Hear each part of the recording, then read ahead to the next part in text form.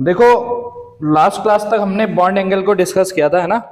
कोई bond angle में doubt है तो बताइए। फिर एक नया टॉपिक करने जा रहे हैं जिसका नाम है बैलेंस बॉन्ड थ्योरी, जिसको हम शॉर्ट में वीवीटी के नाम से जानते हैं। बहुत ही काम का टॉपिक है बैलेंस बॉन्ड थ्योरी, है ना। तो बताओ बॉन्ड एंगल कैसे, किसी चीज में आपको डाउट्स आ रहा तो बताओ, फिर हम बैलेंस बॉन्ड थ्योरी को करेंगे।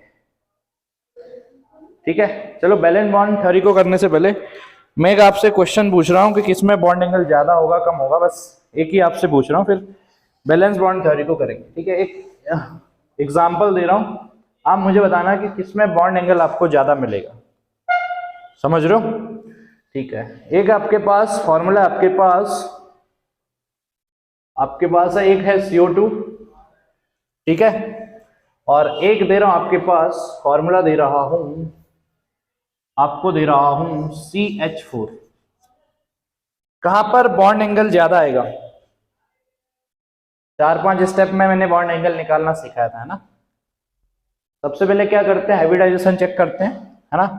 अगर हाइब्रिडाइजेशन सेम आ रहा है दोनों में सेंट्रल एटम्स का, फिर number of lone pair check करते हैं सेंट्रल एटम्स के पास। अगर वो भी सेम आ रहे हैं तो आपका साइड सेंट्रल एटम का साइज चेक करते हैं। सेंट्रल एटम जहां पर छोटे साइज का होगा वहां पर बॉन्ड एंगल क्या आएगा, ज्यादा। अगर सेंट्रल एटम का साइज सेम है तो फिर साइड वाइज एटम का साइज चेक करते हैं। साइड के एटम जितने बड़े लगे होंगे वहां पर बॉन्ड एंगल उतना क्या होगा, ज्यादा होगा। सेंट्रल एटम छोटा होना चाहिए, बॉन्ड एंगल उस टाइम क्या आएगा, ज्यादा, है ना। और सेंट्रल एटम का साइज अगर बड़ा है तो बॉन्ड एंगल क्या आएगा आपका, कम आएगा। उसका उल्टा, साइड के एटम जितने बड़े होते हैं बॉन्ड एंगल उतना क्या आता, ज्यादा, और साइड के एटम जितने छोटे होते हैं बॉन्ड एंगल उतना ही कम आता है। तो बताओ जनरली इन दोनों में बॉन्ड एंगल कहां ज्यादा आएगा? बहुत इंपॉर्टेंट क्वेश्चंस मिलते हैं बॉन्ड एंगल वाले, कहां पर आएगा? वो 4 स्टेप यूज करने पड़ेंगे आपको। पहले हाइब्रिडाइजेशन चेक करो, ठीक है। तो हाइब्रिडाइजेशन यहाँ पर किसका निकालेंगे, सेंट्रल एटम का हाइब्रिड स्टेट चेक करते हैं। यहाँ पर सेंट्रल एटम कार्बन है और यहाँ पर भी इस केस में भी सेंट्रल एटम क्या होता है, कार्बन होता है। कैसे सेंट्रल एटम डिफाइन होता है वो मैंने सिखाया था। सेंट्रल एटम को ढूंढने का मैंने तरीका बताया था। तो सेंट्रल एटम क्या होता है, पूरे मॉलिक्यूल्स में कम नंबर में होना चाहिए, पहली चीज, पूरे मॉलिक्यूल्स में कम नंबर में होना चाहिए, और बैलेंसी क्या होनी चाहिए, उसकी ज्यादा होनी चाहिए, तभी उसको सेंट्रल एटम बोलेंगे। तो इस पूरे मॉलिक्यूल्स में कम नंबर में क्या है, कार्बन। यहां पर भी क्या है, कार्बन। कार्बन है भी कम, यहां पर भी एक ही है, वहां पर भी एक। और बैलेंसी भी कार्बन की क्या होती है, हाइड्रोजन से और ऑक्सीजन से क्या होती है, ज्यादा होती है। तो कार्बन की वैलेंसी 4 होती है, यहाँ पर हाइड्रोजन की 1, यहाँ पर ऑक्सीजन की वैलेंसी कितनी होती है, 2, इसकी कितनी होती है, 4।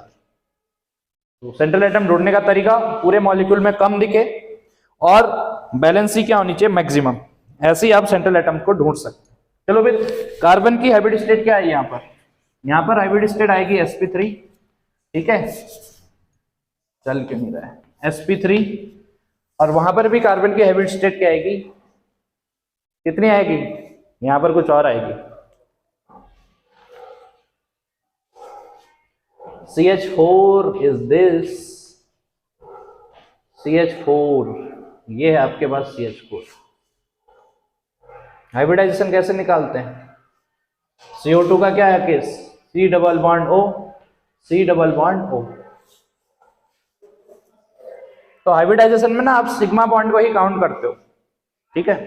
तो यहाँ पर कितने सिंगल बॉन्ड को ही आप हाइब्रिडाइजेशन में काउंट करते हो, 1 2 3 4, 4 सिंगल बॉन्ड मतलब sp3। यहाँ पर काउंट करने चलूं तो ये जो डबल बॉन्ड होता है उसमें एक ही बॉन्ड लिया जाता है, चाहे ट्रिपल बॉन्ड हो चाहे डबल बॉन्ड हो। देखो डबल बॉन्ड में एक पाई बॉन्ड होता है, आज कंसेप्ट सीखेंगे वो, है ना, सिग्मा और सिग्मा। हाँ, यहाँ पर sp है, ठीक है, सिग्मा बॉन्ड को ही काउंट करते हैं। तो एक डबल बॉन्ड के अंदर एक सिग्मा बॉन्ड होता है, एक पाई बॉन्ड होता है, ठीक है। अभी सीखेंगे क्या सिग्मा होता है क्या पाई, है ना, बीबीटी के अंदर सब चीजें मिलेंगी आपको। तो डबल बॉन्ड में एक सिग्मा एक पाई, ट्रिपल में एक सिग्मा 2 पाई। तो सिग्मा को ही आप लेते हैं हाइब्रिडाइजेशन। मैंने जो फॉर्मूला बताया था उस हिसाब से भी निकाल सकते हो, कोई दिक्कत नहीं है ना। लंबा पड़ेगा उससे अच्छा तो सिग्मा बॉन्ड को काउंट करो, जोड़ दो। तो यहाँ पर 2 सिग्मा मतलब 2, तो 2 के केस में क्या आएगा, sp। तो यहाँ पर 1 2 3 4 सभी सिंगल बॉन्ड को हम सिग्मा बॉन्ड बोलते हैं, ठीक है। तो यहाँ पर क्या है, वैल्यू कितनी आ रही है 4, तो 4 के केस में हाइब्रिड स्टेट क्या आएगी sp3। तो यहाँ तो क्लियर कट डिफरेंस है, फिर हाइब्रिडाइजेशन सेम होता तो फिर आगे चेक करते, समझ रहे हो, लेकिन यहाँ पर हाइब्रिडाइजेशन चेंज आ रहा है, इसका मतलब sp3 के केस में क्या होता है 109 एंगल होता है बॉन्ड एंगल, और sp के केस में क्या होता है 180। यहाँ पर लीनियर ज्योमेट्री होती है और यहाँ पर टेट्राहेड्रल होती है, समझ रहे हो। तो आपको आना चाहिए, ये कर सकते हो, उससे भी कर लो ना, ठीक है, जेट के हिसाब से भी निकाल लो। हाँ, CO2 में कार्बन का निकालें, पूरे मॉलिक्यूल्स का थोड़ी निकलता है हाइब्रिडाइजेशन, पर्टिकुलर एटम्स का निकलता है। तो आप CO2 में कार्बन का पूछ रहे हैं तो निकालो। तो मेरे हिसाब से क्या था, जो हाइब्रिडाइजेशन का फॉर्मूला था वो था 1/2, ठीक है, number of balance electron. Number of balance electron कितने होते कार्बन के पास 4, ठीक है, प्लस माइनस चार्ज कुछ नहीं है ना उसमें, कोई चार्ज नहीं है, प्लस माइनस चार्ज नहीं है तो चलेगा, ठीक है। तो यहाँ पर बैलेंस इलेक्ट्रॉन कितने कार्बन के पास 4, तो कोई प्लस माइनस चार्ज नहीं है तो हम उसको नहीं लेंगे। Plus monovalent atoms, central atom से कितने मोनोवैलेंट जुड़े हैं, ये बाइवैलेंट होते हैं, डबल बॉन्ड बना रहा है मतलब उसकी वैलेंसी कितनी है, इसकी वैलेंसी 2, इसकी भी कितनी होती वैलेंसी 2, तो ये मोनोवैलेंट तो है नहीं, इसका मतलब, ठीक है। तो बस फिर इससे इसको काटो तो Z की वैल्यू कितनी आएगी, Z की वैल्यू कितनी आएगी 2। 2 के केस में क्या होगा sp, या तो सिग्मा बॉन्ड को काउंट करते चलो निकल जाएगा वैसे भी, या आप ऐसे Z निकाल लो, वैसे भी सेम ही आएगा, ठीक है। चलो तो बॉन्ड एंगल अगर आप कर सकते हो तो आज हम डिस्कस करने जा रहे हैं बहुत ही काम का टॉपिक, जिसका नाम है, टॉपिक का नाम डालो balance bond theory. Valence bond theory बहुत काम की थ्योरी है, बैलेंस बॉन्ड थ्योरी, इसको हम शॉर्ट में VBT भी बोलते हैं, VBT, ठीक है। तो सबसे पहली चीज ये होती क्या है वो भूल जाओ, सबसे पहले चीज इसकी जरूरत क्यों पड़ी वो आपको आना चाहिए। तो अगर मैं आपसे बोलूं कि ये आपको क्या बताती है, सबसे पहले तो इसको पढ़ने की क्यों जरूरत पड़ी, कुछ नहीं, सबसे पहली चीज ये कोवेलेंट बॉन्ड की फॉर्मेशन को बताती है ना, जो भी दुनिया के कोवेलेंट बॉन्ड होते हैं, single bond, double bond, triple bond, कैसे बनते हैं वो ये बताती है आपको, ठीक है। तो कोवेलेंट बॉन्ड का फॉर्मेशन आपको बैलेंस बॉन्ड थ्योरी ही क्या बताएगी, एक्सप्लेन करेगी, ठीक है। लेकिन लुईस डॉट स्ट्रक्चर ने भी तो कोवेलेंट बॉन्ड बनाना सिखाया था, इलेक्ट्रॉन की शेयरिंग करवाना सिखाया था उसने, वहां पर भी तो आपने एक एक इलेक्ट्रॉन की शेयरिंग होगी तो सिंगल बॉन्ड बनेगा बोला था लुईस डॉट स्ट्रक्चर में, 2-2 इलेक्ट्रॉन की शेयरिंग होगी तो आपने बोला था डबल बॉन्ड बनेगा, 2 एटम्स के बीच में 3-3 इलेक्ट्रॉन की शेयरिंग होगी तो ट्रिपल बॉन्ड बनेगा। तो भाई लुईस डॉट स्ट्रक्चर भी अगर कोवेलेंट बॉन्ड बनना सिखा रहा है, इसकी जरूरत क्यों पड़ी, हाँ इसलिए पड़ी ना। तो जो लुईस डॉट स्ट्रक्चर होता है, पहली चीज वो बॉन्ड की स्ट्रेंथ नहीं बता पाता, मतलब पूरा अगर मैं बताऊं तो Lewis dot structure does not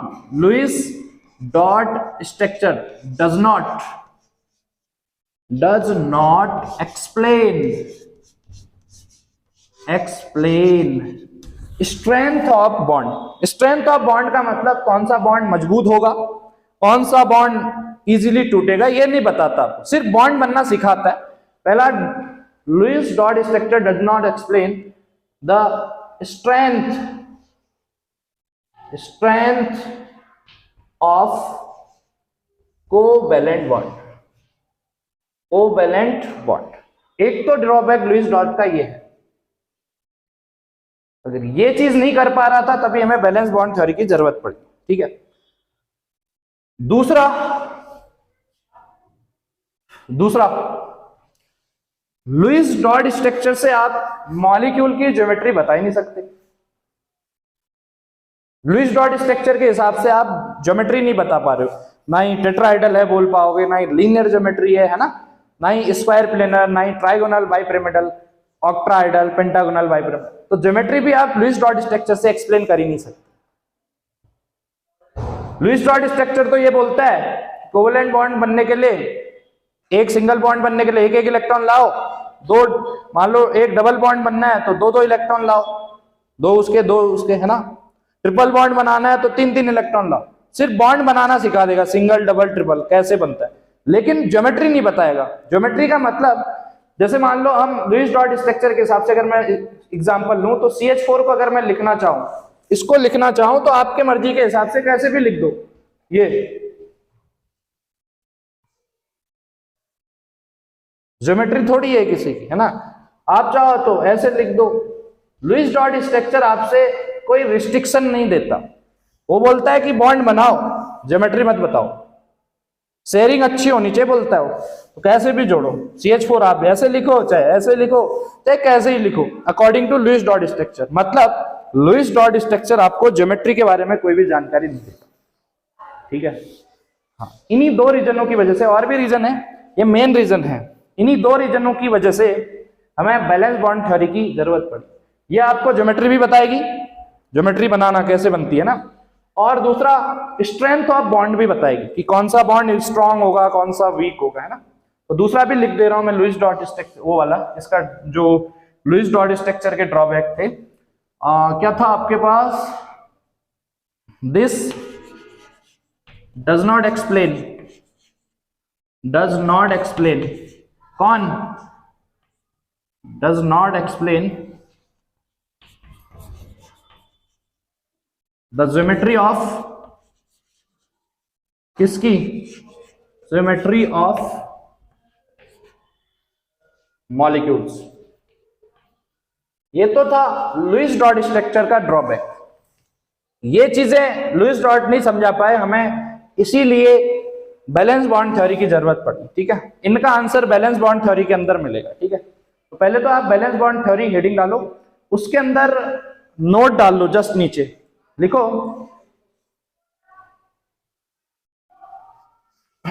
उसके नीचे जस्ट लिखो ड्रॉबैक ऑफ लुईस थ्योरी डालो आप, ड्रॉबैक ऑफ लुईस थ्योरी, इसके जस्ट नीचे ये ड्रॉबैक लिखो, फिर हम बात करते हैं बैलेंस बॉन्ड थ्योरी की। Drawback of Lewis theory, Lewis dot structure वाली जो थ्योरी थी ना, उसकी बात, ये ड्रॉबैक लिख लो दोनों। और भी ड्रॉबैक हैं, वो भी समझेंगे अभी।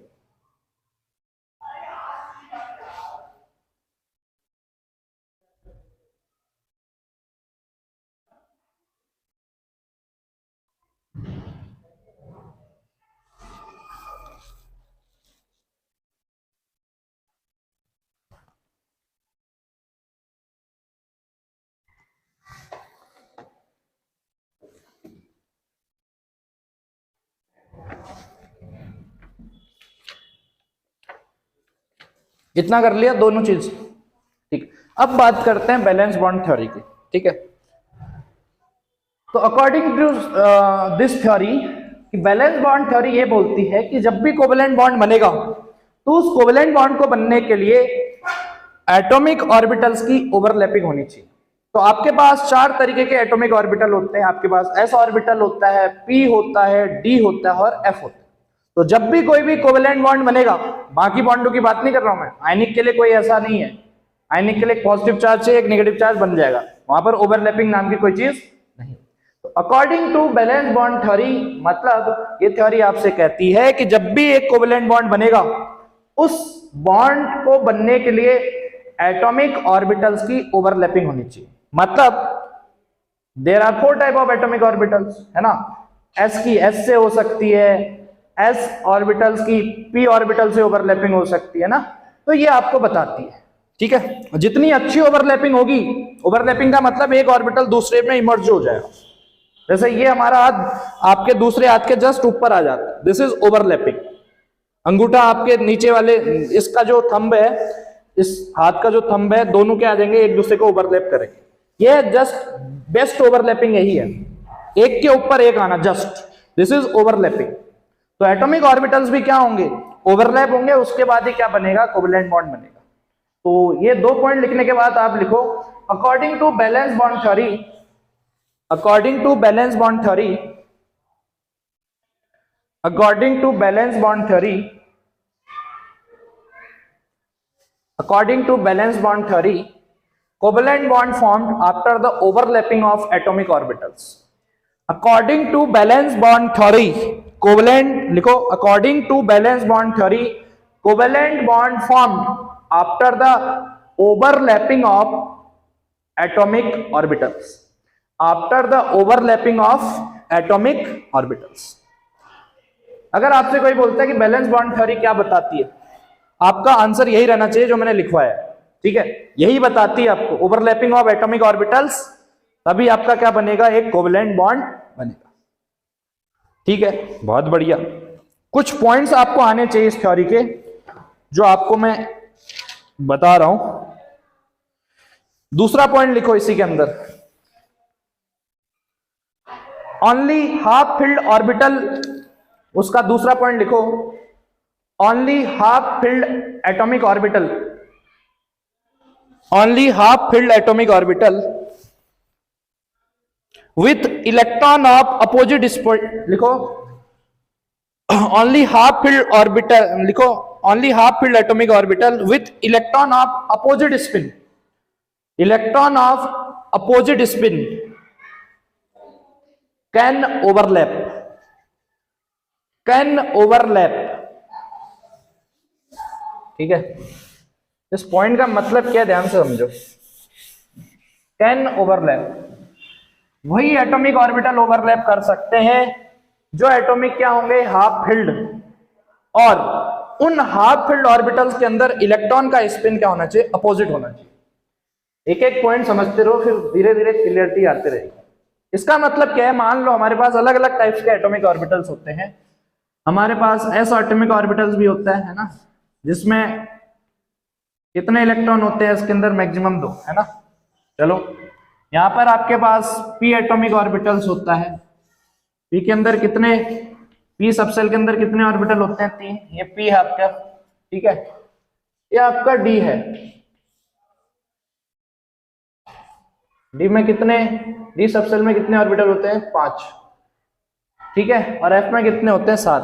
यहां पर बना दे रहा हूं मैं f को, f में कितने ऑर्बिटल्स होते हैं, 7 होते हैं ना, 1 2 3 4 5, 1 2 3 4 5 6, एक यहां बना, ये आपके पास एटॉमिक ऑर्बिटल है, ठीक है। ये S है, S में मैक्सिमम 2 इलेक्ट्रॉन रहते हैं, P में मैक्सिमम 6 इलेक्ट्रॉन, D में मैक्सिमम 10 इलेक्ट्रॉन, F में मैक्सिमम 14 इलेक्ट्रॉन्स। तो BBT के अकॉर्डिंग, BBT बोलती है कि जब भी आपका, इनको इरेज कर रहा हूं, तो आप जानते हैं, मान लो जो पॉइंट लिखवाया, पॉइंट क्या था आपके पास, only half filled orbitals atomic orbital can overlap, ठीक है। हाफ फिल्ड एटॉमिक ऑर्बिटल्स का मतलब ये हुआ, बॉन्डिंग क्यों होती है, ध्यान से ना, एक बॉन्ड क्यों बन रहा है, क्योंकि ऑर्बिटल में कम इलेक्ट्रॉन बढ़ रहे होंगे। अगर इसमें मैक्सिमम 2 इलेक्ट्रॉन रहते हैं, 2 के 2 पूरे भरे हैं, तो वो दूसरे के साथ बॉन्डिंग क्यों करेगा। तो आप जानते हैं कि एक ऑर्बिटल के अंदर पर्टिकुलरली 2 इलेक्ट्रॉन आते हैं। अगर इसमें पहले से, मान लो इसकी ओवरलैपिंग किसी, और मान लो एक s ऑर्बिटल की ओवरलैपिंग, मान लो दूसरे s से कर रहा हूं मैं, कौन सा s है वो बाद में डिस्कस करेंगे, दोनों ही s है, 1s है 2s है, भूल जाओ अभी, SS है आपके पास, ठीक है। तो अगर इसकी ओवरलैपिंग उससे करनी है, तो मान लो इसमें पहले से 2 इलेक्ट्रॉन भरे हुए हैं, इसमें भी आपके पास 2 इलेक्ट्रॉन भरे हैं। ओवरलैपिंग क्यों होगी, ओवरलैपिंग तभी होती है जब इलेक्ट्रॉन की कमी पड़ रही होगी। तो इसमें मैक्सिमम पहले से ही 2 रहना चाहते हैं और 2 हैं, इसमें भी मैक्सिमम 2 होते हैं, 2 हैं, तो ये इससे ओवरलैप कर ही नहीं सकता। मतलब ओवरलैप नहीं करेगा तो यहां पर बॉन्ड फॉर्मेशन बिल्कुल भी नहीं हो सकता।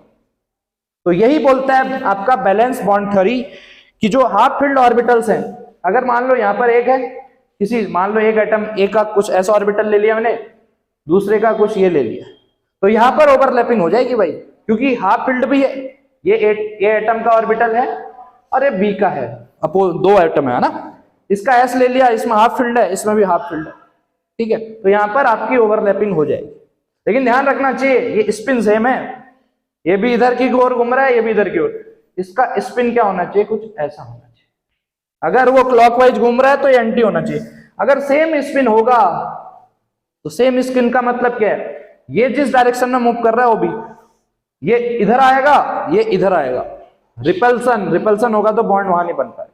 तो अपोजिट स्पिन होना चाहिए, उधर घूमना चाहिए, एक इधर घूमना चाहिए। ठीक है, धीरे धीरे समझेंगे। 2 पॉइंट समझ में आया ना, इसका मतलब क्या था, हाफ फील्ड ऑर्बिटल ही ओवरलैप कर सकते हैं, फुल फील्ड ऑर्बिटल कभी भी ओवरलैप नहीं करेगा, जैसे इस केस में नहीं किया। इस केस में कर लेगा, लेकिन इस केस में ओवरलैपिंग हो ही नहीं सकती। क्यों नहीं हो सकती?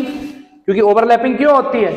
इलेक्ट्रॉन को कंप्लीट करने के लिए सेल के अंदर, ऑर्बिटल्स के अंदर पहले से 2 इलेक्ट्रॉन है, रहते भी 2 ही हैं, भाई क्यों करेगा ओवरलैपिंग? 2 पॉइंट तो आपको पता ही चला, 2 समझ गए ना।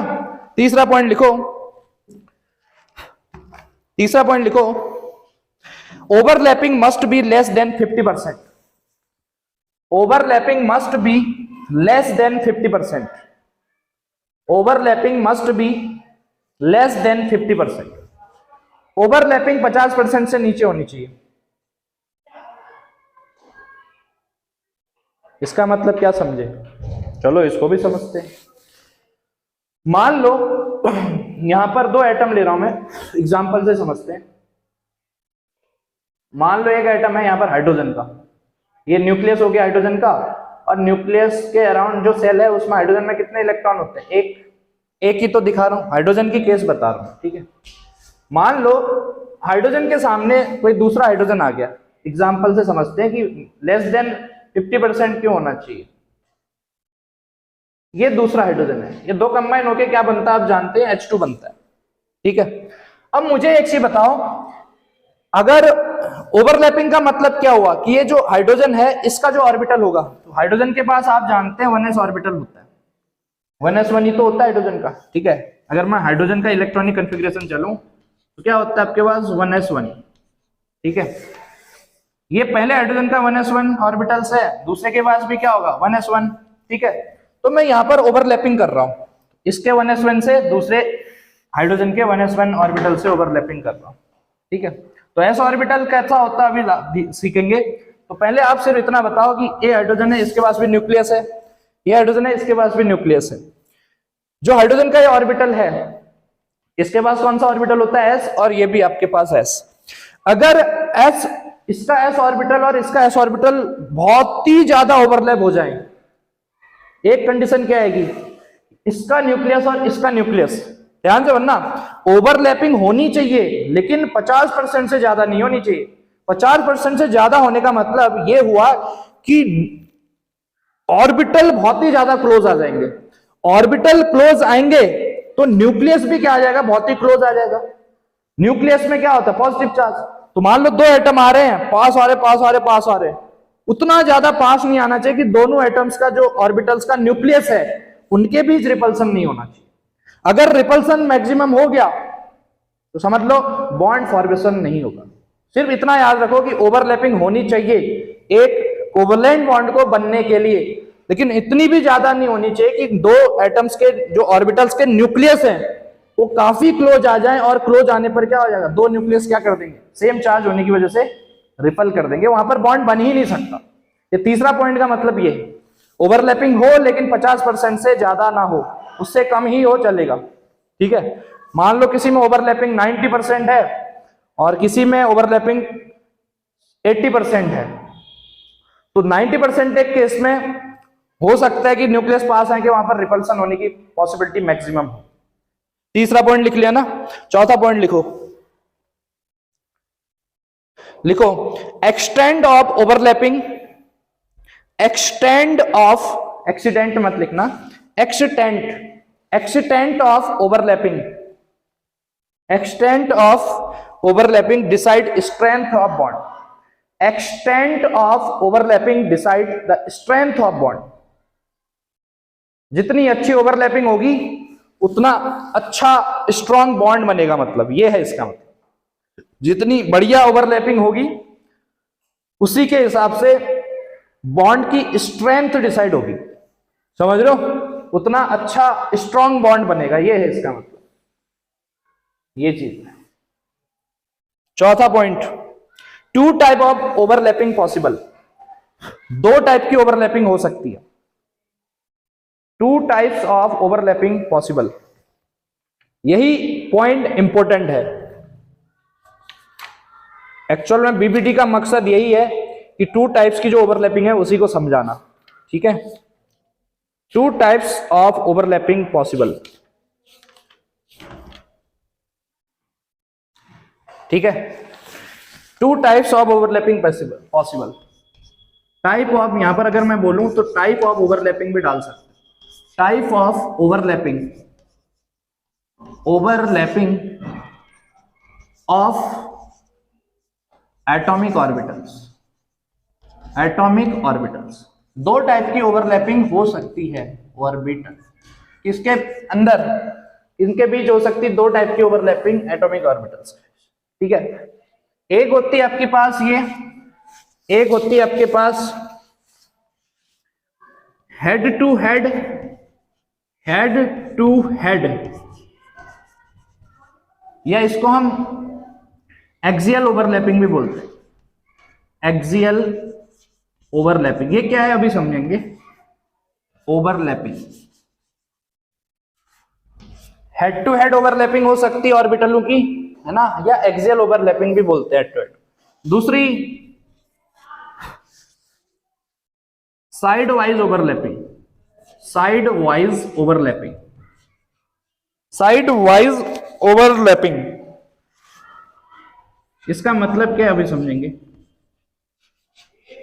किसी भी एटॉमिक ऑर्बिटल्स की दो टाइप्स की ओवरलैपिंग हो सकती है, हेड टू हेड या साइड वाइज।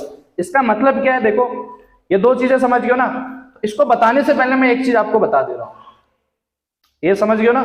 इसको बताने से पहले मैं आपको ऑर्बिटलों के बारे में कुछ जानकारी दे दूं, एटम जो ऑर्बिटल्स होते हैं उनके बारे में जानकारी दे दूं, तभी आप हेड टू हेड और साइड वाइज ओवरलैपिंग कर पाएंगे, ठीक है। तो आपके पास जो चार ऑर्बिटल्स है ना, एक है एस, एक है पी, एक है आपका डी।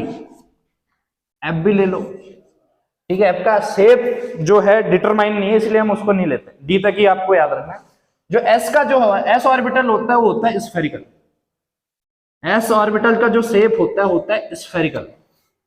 इसका न्यूक्लियस है और यहां पर इलेक्ट्रॉन क्लाउड होगा इसके अराउंड, ध्यान से रखना ये चीज, ये एस ऑर्बिटल है। अब मुझे बताओ एस ऑर्बिटल क्या डायरेक्शनल दिख रहा है आपको? नहीं दिख रहा है। एक स्फीयर है, स्फीयर में कौन सी डायरेक्शन लोगो, कहीं से भी आप कहीं भी से भी काटो, कहीं से भी काटो, कहीं से भी काटो, कोई दिक्कत नहीं। यहां पर आपकी नॉन डायरेक्शनल है, एक पर्टिकुलर डायरेक्शन नहीं है इसमें। तो जो एस ऑर्बिटल होता है एक नॉन डायरेक्शनल होता है, ठीक है। लेकिन अगर मैं पी की बात करूं तो पी होता है, पी का शेप होता है डम्बल शेप, ये होता है। यहां पर होता है न्यूक्लियस और इधर इलेक्ट्रॉन क्लाउड होता है। ध्यान रखना, जहां पर प्लस लिखा है ना वहां इलेक्ट्रॉन कभी नहीं रह सकता, न्यूक्लियस है वो। इधर और इधर ही इलेक्ट्रॉन होता है। इनका मतलब ये है कि यहां पर और यहां पर इलेक्ट्रॉन क्लाउड होगा इस ऑर्बिटल्स के। और अगर मैं एस ऑर्बिटल की बात करूं तो इस सेंटर में पॉजिटिव, इधर आपका इलेक्ट्रॉन क्लाउड होगा, यहां पर कभी भी इलेक्ट्रॉन नहीं रह सकता, न्यूक्लियस है वो, ठीक है। तो ये न्यूक्लियस हो गया, तो इसमें पर्टिकुलर एक डायरेक्शन है, ठीक है। ये आपके डायरेक्शनल नेचर के होते हैं। देखो या तो ये px टाइप का हो सकता है, py डायरेक्शन में भी हो सकता है, या pz में भी हो सकता है। ये डायरेक्शनल नेचर के होते हैं। देखो बॉन्ड बनाने के लिए कोई आना चाहिए तो पर्टिकुलर डायरेक्शन में आना चाहिए इन ऑर्बिटलों के पास। p orbital is directional in nature, और अगर इससे कोई बॉन्ड बनाने आ रहा है तो उसको एक पर्टिकुलर डायरेक्शन में ही आना पड़ेगा। ये नहीं कि ये बेचारा इधर मुंह खड़ा करके बैठा और कोई ऐसे आ रहा है, नहीं, ये डायरेक्शनल नेचर के हैं, ठीक है। तो ये भी आपका क्या होता है, डायरेक्शनल। ये आपका एस ऑर्बिटल क्या होता है, आपका नॉन डायरेक्शनल। पी, डी और एफ का तो शेप डिटरमाइन नहीं है, तो पी और जो डी है वो डायरेक्शनल है, ठीक है। तभी तो बोलते हैं जो पी ऑर्बिटल होता है वो पी एक्स वाला भी होता है। पी एक्स का मतलब पी डायरेक्शन में, एक्स एक्सिस में है। पी वाई का मतलब ऑर्बिटल वाई डायरेक्शन में है, वाई एक्सिस में। पी जेड का मतलब वो जेड डायरेक्शन में है, जेड एक्सिस में। तो तभी हम ये बोलते हैं। कभी एस ऑर्बिटल को हम एस एक्स एस वाई ऐसे नहीं दिखाया होगा, क्योंकि ये नॉन डायरेक्शनल है ना। इसके पास कहीं से भी कोई बॉन्ड बनाने आ जाए, किसी भी कोने से बॉन्ड बना लेगा। लेकिन यहां और ये इसका शेप क्या होता है, डबल डम्बल होता है, ठीक है, ऐसा। तो ये और ये डायरेक्शनल होते हैं। इसके पास कोई बॉन्ड बनाने आए तो एक पर्टिकुलर डायरेक्शन में ही आना चाहिए, ये नहीं कि आड़ा तिरछा कहीं से भी आए बॉन्ड बनाना, नहीं। अगर p ऑर्बिटल से कोई बॉन्ड बनाने के लिए आएगा तो ये भी पर्टिकुलर डायरेक्शन में आना चाहिए, लेकिन यहां काम चलेगा। दिस इज नॉन डायरेक्शनल, कहीं से भी आ जाओ, किसी से भी कोने से आ जाओ, बॉन्ड बना देगा, ओवरलैपिंग कर देगा। समझ रहे हो? तो ऐप की शेप की बात नहीं कर रहा हूं, इसका शेप डिटरमाइन नहीं अभी रिसर्चिंग है। तो अब एसपीडी के बारे में आपको आना चाहिए, directional and directional, S orbital is non directional. समझ रहे हो? चलो फिर अगर ये डायरेक्शनल है, कौन नॉन डायरेक्शनल, अगर ये पता चल गया तो आप ओवरलैपिंग भी कर सकते हो। चलो, तो ओवरलैपिंग आपके पास दो टाइप की होती है, एक हेड टू हेड, एक होता है आपके पास साइड वाइज ओवरलैपिंग। तो अगर मैं आपसे बोलूं कि हेड टू हेड और साइड वाइज ओवरलैपिंग का मतलब क्या है, तो सबसे पहले तो ओवरलैपिंग करते हैं। मान लो मैं सबसे पहले हेड टू हेड वाली बात कर रहा हूं, बाद में करेंगे साइड वाइज। तो हेड टू हेड दो तरीके की हो सकती है ना। सबसे पहले हम बात करेंगे head to head, head to head. ये ओवरलैपिंग आपकी एस टाइप की भी हो सकती है, मतलब एस ऑर्बिटल के सामने एस भी आ सकता है इस केस में, है ना। या एस और पी ओवरलैपिंग भी हो सकती है।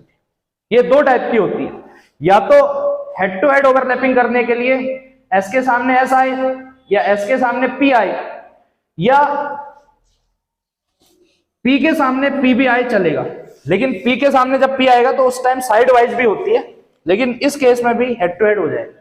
एस के सामने एस आए, बहुत बढ़िया, हेड टू हेड हो जाएगी। एस के सामने पी आए, हेड टू। इन दोनों केसों में तो बेस्ट हेड टू हेड होती है। यहां पर पीपी टाइप में दो टाइप्स का होता है। यहां पर इस केस में हेड टू हेड भी हो सकती है और साइड वाइज भी हो सकती है, वो भी बात करें। मतलब मेरा कहने का मतलब साइड वाइज ओवरलैपिंग किसमें हो सकती है, पी ऑर्बिटलों के बीच हो सकती है, पी की पी से, है ना, या डी की डी से, या पी ऑर्बिटल की डी से। कभी भी एस ऑर्बिटल की एस के साथ और एस ऑर्बिटल की पी के साथ ओवरलैपिंग साइड वाइज नहीं हो सकती, ठीक है। यहां पर और यहां पर आपकी सिर्फ हेड टू हेड होगी, मतलब एक्सियल ओवरलैपिंग होगी, पी की पी के साथ, डी की डी के साथ, या पी ऑर्बिटल की डी के साथ। यहां पर साइड वाइज ओवरलैपिंग होती है। चलो फिर, तो हेड टू हेड में पहला लिखो एस एस टाइप, एस के सामने हम एस करेंगे। हेड टू हेड में पहला लिखो S S overlapping, S S. समझ रहे हो? एस के साथ एस तो करते हैं फिर। चलो मान लो एक एस ऑर्बिटल आया, ये चलो एग्जांपल से समझते हैं इसको। एस एस की मैं एग्जांपल से समझ रहा हूं, ये एस एस ओवरलैपिंग कर रहे हैं, ठीक है। आप हेड टू हेड चल रही है अभी, ठीक है। एस एस में हम एग्जांपल लेके चलेंगे H2 का, H2 के एग्जांपल से समझाएंगे। यहां पर एस एस होती है, ठीक है। देखो करते हैं फिर। हाइड्रोजन की दो हाइड्रोजन आपके पास, तो दो हाइड्रोजनों के पास क्या होंगे, एक हाइड्रोजन के पास एक इलेक्ट्रॉन, तो एक हाइड्रोजन का इलेक्ट्रॉनिक कन्फिग्रेशन क्या होगा, 1s1, दूसरे का भी क्या होगा, 1s1। मतलब H2 का अगर मैं समझाने चलूं SS, तो यहां से एक H आएगा, ये प्लस एक इलेक्ट्रॉन लाके, यहां पर एक इलेक्ट्रॉन दिखा रहा हूं कुछ ऐसे,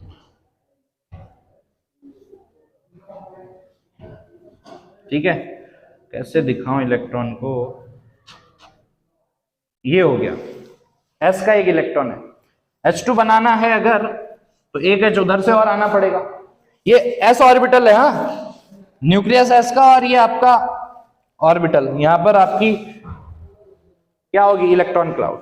दूसरा H भी आएगा, ये दूसरा H है, इसका भी कुछ अपना न्यूक्लियस होगा, और यहां पर इलेक्ट्रॉन होना चाहिए कुछ ऐसे स्पिन का।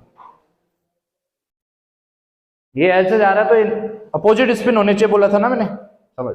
बस फिर ये जब पास में आएंगे तो आपकी बताओ, ये कौन सा ऑर्बिटल है हाइड्रोजन का, 1s ऑर्बिटल, 1s1 ही तो था ये, और ये भी क्या है, दूसरे हाइड्रोजन का 1s1। बस ये एक हाइड्रोजन का s ऑर्बिटल, दूसरा आपका ये, ठीक है। ये इसका न्यूक्लियस हुआ होगा इस s ऑर्बिटल का, ये भी न्यूक्लियस, और इलेक्ट्रॉन कहाँ रहेगा, कुछ ऐसे रहेगा। ये एसएस ओवरलैपिंग है, हेड टू हेड ओवरलैपिंग है। और हेड टू हेड ओवरलैपिंग जब भी होगी हमेशा याद रखना सिग्मा बॉन्ड बनेगा। दो टाइप के आपके पास बॉन्ड होते हैं ओवरलैपिंग के according, head to head overlapping sigma bond, और पाई बॉन्ड कहां बनेगा वो भी सीखेंगे। तो ये एसएस ओवरलैपिंग है, हाइड्रोजन के अंदर क्या होती है, एसएस। ठीक है,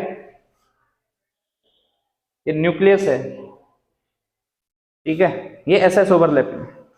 अब बिना एग्जांपल के साथ समझना चाहो तो कुछ भी कर देते, यहाँ इलेक्ट्रॉन इलेक्ट्रॉन मत दिखाते, यहाँ पर इलेक्ट्रॉन क्लाउड दिखा देते, है ना, ये खाली दिखा देते दो एस ऑर्बिटल। ठीक है, चलो एसएस हो गया ना, तो एसएस यहाँ लिखना, हेड टू हेड ओवरलैपिंग का मतलब सिग्मा बॉन्ड बनेगा आपका, कर लोगे ना। अब डालो SP overlapping, SP overlapping, SP overlapping.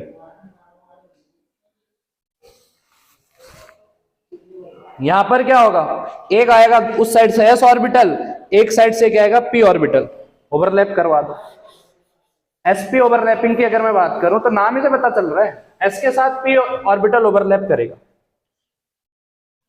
S dash P overlapping. ये भी क्या होती है, हेड टू हेड ही होती है। तो मान लो एक एस ऑर्बिटल ले रहा हूं, ठीक है, न्यूक्लियस एस ऑर्बिटल्स का, और एक ले रहा हूं आपके पास पी ऑर्बिटल ले रहा हूं। जब ये ओवरलैप करेंगे तो ये इसके अंदर घुस जाएगा ऐसे। ओवरलैप का मतलब समझ लो, इसको पटकाऊंगा इसमें तो फंस जाएगा अंदर। ठीक है, ये आधा लोब अंदर चले जाएगा उसका। ठीक है, बनेगा क्या, ध्यान से बनना, ये बनेगा ऐसे, ठीक है, और ये न्यूक्लियस है उस वाले का, इसका न्यूक्लियस यहां होगा सेंटर में। कैसे बनेगा, कैसे बनेगा, कुछ ऐसे रहेगा, समझ रहे हो, इतना तक अंदर आ जाएगा, और यहां रहेगा आपका इलेक्ट्रॉन्स। ठीक है, इलेक्ट्रॉन क्लाउड दिखा लेना। अगर एग्जांपल की बात करूं, जैसे HCl है, HCl की अगर मैं बात करूं तो यहां पर sp टाइप की होती है, इसके पास s ऑर्बिटल होता है और इसके p ऑर्बिटल ही यूज होते हैं। अभी अगर इलेक्ट्रॉनिक कॉन्फ़िगरेशन करोगे तो आपका इसका p ऑर्बिटल यूज होता है, क्योंकि p में ही अनपेड इलेक्ट्रॉन होते हैं, मतलब वही ऑर्बिटल बॉन्डिंग में पार्टिसिपेट करेगा या वही ऑर्बिटल ओवरलैपिंग में मदद करेगा जिस ऑर्बिटल में अनपेड इलेक्ट्रॉन हो। हाफ फील्ड बोलो चाहे अनपेड बोलो, दोनों का मतलब ये, अगर ऑर्बिटल के अंदर पेयरअप वाले इलेक्ट्रॉन है तो वहां पर ओवरलैपिंग नहीं होगी। समझ रहे हो,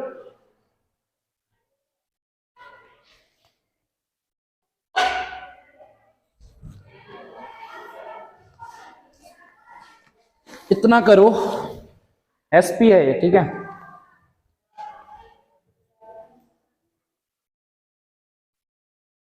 या आधा भी डाल सकते हो, इसको कोई दिक्कत नहीं, हमने पूरा ही डाल देना है, इतना भी कर सकते हो।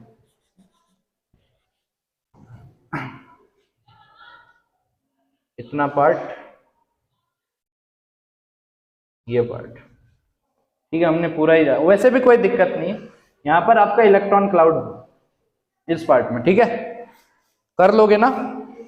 ये थी एसपी, और ये भी क्या, हेड टू हेड ओवरलैपिंग है, ठीक है, क्योंकि एस ऑर्बिटल के साथ हमेशा कोई भी ऑर्बिटल बॉन्ड बनाने आए, चाहे पी आई दैट कोई भी ऑर्बिटल अनदर, हमेशा हेड टू हेड ही करेगा, क्योंकि इसके पास तो बेचारे के पास डायरेक्शन है नहीं। अगर इसके पास पर्टिकुलर डायरेक्शन होती एस ऑर्बिटल के पास तो ये साइड वाइज ओवरलैपिंग भी कर सकता था, तो इसमें हेड टू हेड ही पॉसिबल है। तो इसीलिए जब भी एस एस ओवरलैपिंग होगी तब भी सिग्मा बॉन्ड बनेगा, क्योंकि वो हेड टू हेड होती है। जब एस के साथ पी आएगा तब भी आपका क्या बनेगा, सिग्मा बॉन्ड। तो बेस्ट एग्जांपल HCl, ठीक है। तो यहाँ पर हेड टू हेड sp में भी क्या बनेगा, यहाँ पर भी सिग्मा बॉन्ड ही बन रहा है, यहाँ पर सिग्मा बॉन्ड बनेगा। सिग्मा बॉन्ड का मतलब सिंगल बॉन्ड। तो आप ये नहीं भी जानते तो हाइड्रोजन और क्लोरीन के बीच में सिंगल ही बॉन्ड तो होता है। डबल बॉन्ड बन रहा है तो एक सिग्मा एक पाई, डबल बॉन्ड में एक सिग्मा एक पाई। ट्रिपल बॉन्ड बन रहा है एक सिग्मा एक पाई। तो याद रखना सिग्मा बॉन्ड हमेशा दो एटम्स के बीच में एक ही होगा, दो एटम्स के बीच में सिग्मा बॉन्ड एक ही बनेगा, बाकी जितने भी बनेंगे पाई बनेंगे। क्यों? क्योंकि सिग्मा बॉन्ड, जैसे हाइड्रोजन हाइड्रोजन है, सिग्मा बॉन्ड कितना, सिंगल बॉन्ड एक, सिग्मा बॉन्ड एक, है ना। O2 में डबल बॉन्ड बन रहा है एक सिग्मा एक पाई, ट्रिपल बॉन्ड में एक सिग्मा दो पाई, तो सिग्मा हर किसी में क्या रह रहा है, एक ही रह रहा है, तो सिग्मा बॉन्ड एक ही बनता है, उसके बाद जितने भी बॉन्ड बनते हो पाई बॉन्ड बनते हैं, मतलब साइड वाइज ओवरलैपिंग से बनेंगे। पहला बॉन्ड हमेशा हेड टू हेड ओवरलैपिंग से बनेगा दो एटम्स के बीच में, और अगर मल्टीपल बॉन्ड बन रहे हैं डबल या ट्रिपल, तो बाकी जो डबल ट्रिपल बॉन्ड में पाई बॉन्ड है वो साइड वाइज ओवरलैपिंग से बनेंगे। तो एसएस और एसपी पता चल गया। अब डालो पीपी ओवरलैपिंग, पीपी ओवरलैपिंग। तो पीपी में क्या हो सकता है, दो तरीके की हो सकती है ना ओवरलैपिंग, पी और पी में साइड वाइज भी हो सकती है और हेड टू हेड भी हो सकती है, समझ रहे हो। तो हम पहले हेड टू हेड वाली देख रहे हैं, तो पीपी वाला देखो साइड वाइज भी कर सकता है, हेड टू हेड भी। अभी हम हेड टू हेड देख रहे हैं, एक पी ऑर्बिटल है किसी एटम्स का, और यहां पर भी क्या आपके पास पी ऑर्बिटल्स, समझ रहे हो। ये दोनों ही क्या कर जाएंगे, ओवरलैप कर जाएंगे, तो क्या बनेगा, कुछ ऐसा बनेगा। ये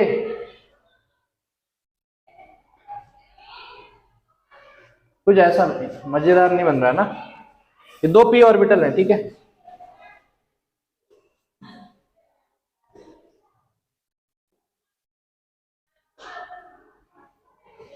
कुछ ऐसे बनेगा, ये पीपी है, पी और पी ने हेड से है, ये हेड है, इसका हेड के साथ हेड जुड़ा है समझो, ठीक है।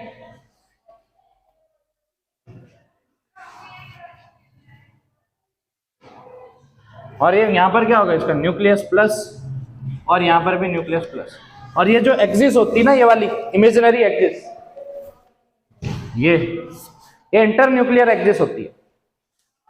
न्यूक्लियर से पास जो लाइन कर रहे हो आप, इमेजिनरी लाइन, यानी कि ये लाइन होती है, यहां पर आप इमेजिनरी करोगे तो न्यूक्लियस के अलोंग जो लाइन जाएगी वो इंटर न्यूक्लियर एक्सिस होती है, ठीक है, ये वाली लाइन मतलब। अब देखो हेड टू हेड अगर होगा तो आपकी कौन सी, भाई पीपी में क्या हो रही है, हेड टू हेड, यहां पर भी क्या बनेगा, सिग्मा बॉन्ड, ठीक है, ठीक। तो पीपी समझ गए, सिग्मा बॉन्ड कैसे बनेगा पता चल गया ना, बस। अब डालो साइड वाइज, साइड वाइज फटाफट डालो, फिर आगे देखते हैं। साइड वाइज ओवरलैपिंग, टाइम कितना हो गया। हेड टू हेड में क्या बनेगा, sigma, side wise, side wise को क्या बोलेंगे, एक मिनट रुको, इसको करते हैं फिर जाना, जाने की हो रही होनी है, तुम्हारे लेट भी है ना। साइड वाइज ओवरलैपिंग ये कहां हो सकती, सिर्फ एस और एस के बीच में नहीं हो सकती, ना ही एस और पी के बीच में हो सकती, ये पी ऑर्बिटलों के बीच होगी, या डी ऑर्बिटलों के बीच होगी, या पी ऑर्बिटल का डी से होगी। एस जब भी इन्वॉल्व होगा बॉन्डिंग में, ठीक है, तो एस ऑर्बिटल की किसी भी पी ऑर्बिटल या डी ऑर्बिटल से कभी भी साइड वाइज नहीं होगी, ठीक है। एस ऑर्बिटल हमेशा हेड टू हेड ही जुड़ेगा, ठीक है।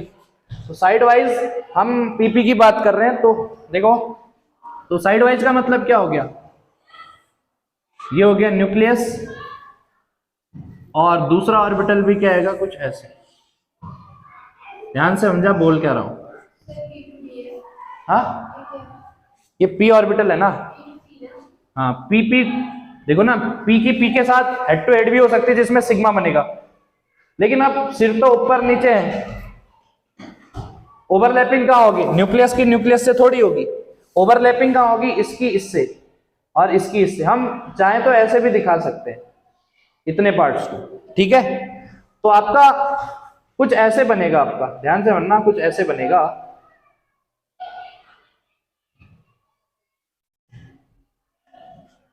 कैसे बनाऊं,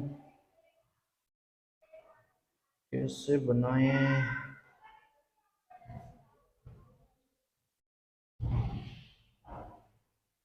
कुछ ऐसा स्ट्रक्चर बनेगा इसका, समझ रहे हो। ये भी आपका ओवरलैप हुआ है,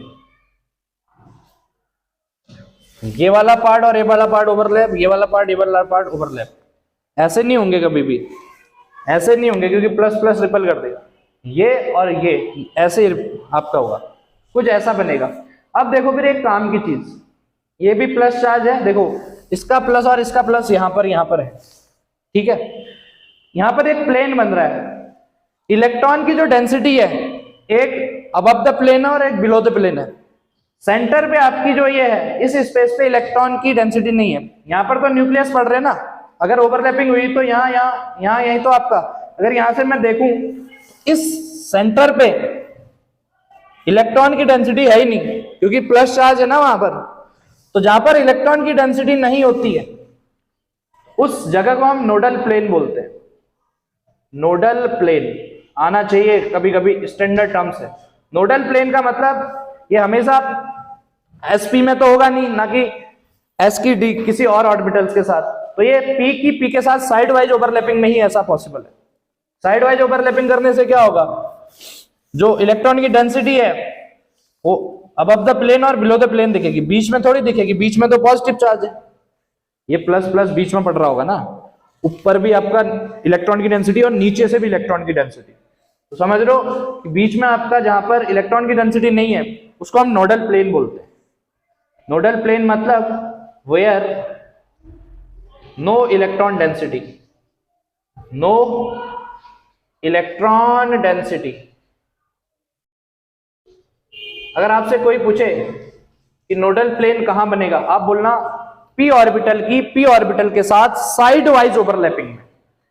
न्यूक्लियर एक्सिस वैसे नहीं बनेगा, जब हेड टू हेड है तो नहीं बनेगा, नोडल प्लेन नहीं बनता उसमें, क्योंकि इलेक्ट्रॉन की डेंसिटी नहीं आएगी उसमें। यहां पर लेकिन एक प्लेन बनेगा जहां पर ऊपर और नीचे इलेक्ट्रॉन डेंसिटी मोर होगी, और यहाँ सेंटर में क्या होगी, इलेक्ट्रॉन नहीं होंगे। यहाँ पर इलेक्ट्रॉन की डेंसिटी क्या होगी, 0, एक भी इलेक्ट्रॉन नहीं होगा इस प्लेन, ठीक है। और अगर साइड वाइज ओवरलैपिंग हो रही है तो यहां पर हमेशा क्या बनेगा, पाई बॉन्ड बनेगा। बस इतना ही आपको याद रखना। तो हेड टू हेड में सिग्मा बॉन्ड, और p ऑर्बिटल की p के साथ या d ऑर्बिटल की d के साथ या p ऑर्बिटल की d के साथ अगर साइड वाइज ओवरलैपिंग हो रही है तो हमेशा पाई बॉन्ड बनेगा। तो पाई बॉन्ड कब बन रहा है, सिग्मा बॉन्ड कब बन रहा है, आपको आना चाहिए। और नोडल प्लेन कब बन रहा है, p ऑर्बिटल की p ऑर्बिटल के साथ साइड वाइज ओवरलैपिंग में, हेड टू हेड में नहीं बनेगा, साइड वाइज। समझ रहे हो ना। और नोडल प्लेन क्या होता है, वो ऐसी जगह जहां इलेक्ट्रॉन की डेंसिटी क्या होती है, 0 होती है, एक भी इलेक्ट्रॉन नहीं होता, सिर्फ न्यूक्लियस ही आसपास दिखते हैं, ठीक है। तो वही आपका नोडल प्लेन होता है। चलो आगे डिस्कस करेंगे कल हाइब्रिडाइजेशन को। इसको एक बार रिवाइज कर लेना बढ़िया से।